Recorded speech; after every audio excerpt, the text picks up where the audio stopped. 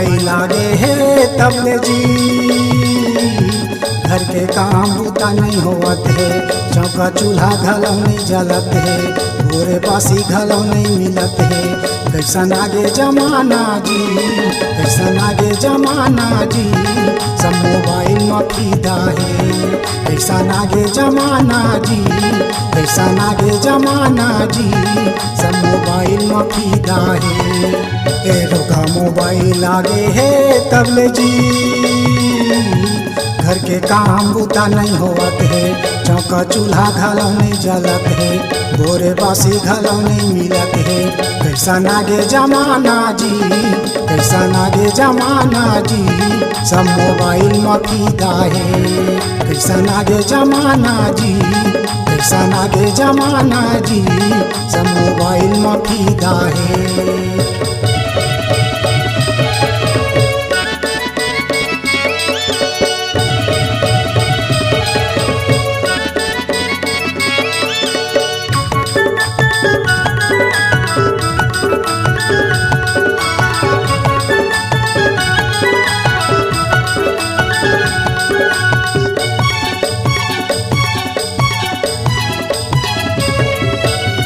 लइका का बुढ़ा जवान मोबाइल धरे है बतावा थे शान, का लइका का बुढ़ा जवान मोबाइल धरे है बतावा थे शान।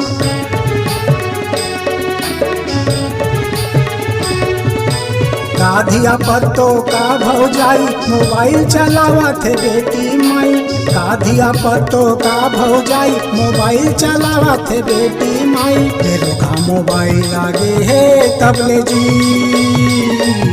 घर के काम बूता नहीं होवत है, चौका चूल्हा घलों नहीं जलत है, भोरे बासी घलों नहीं मिलत है।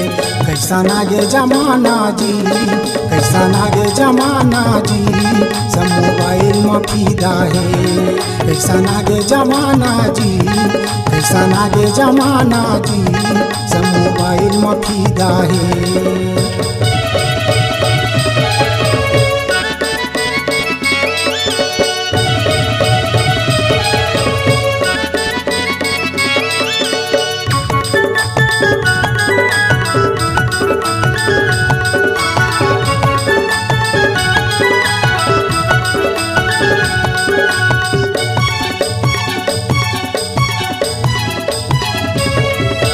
मोबाइल में हुआ थे हाय हेलो, पाँव पे लगी भूला गे घलो।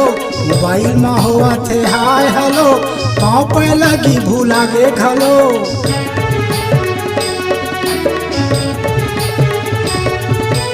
फेसबुक व्हाट्सअप चलावत हवै, तरह तरह मैसेज भेजत हवै।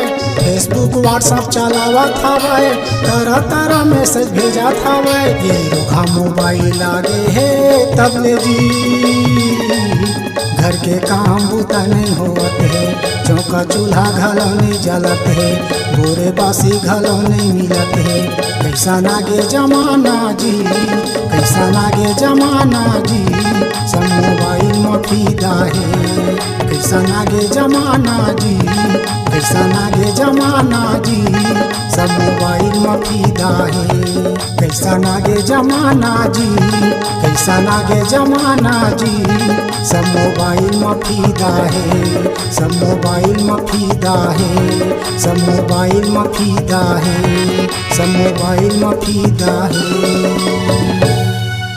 नमस्कार दोस्तों, नए नए छत्तीसगढ़ी गाने सुनने और देखने के लिए हमारी वीणा म्यूजिक को सब्सक्राइब करें और बेल आइकॉन के बटन को क्लिक करें।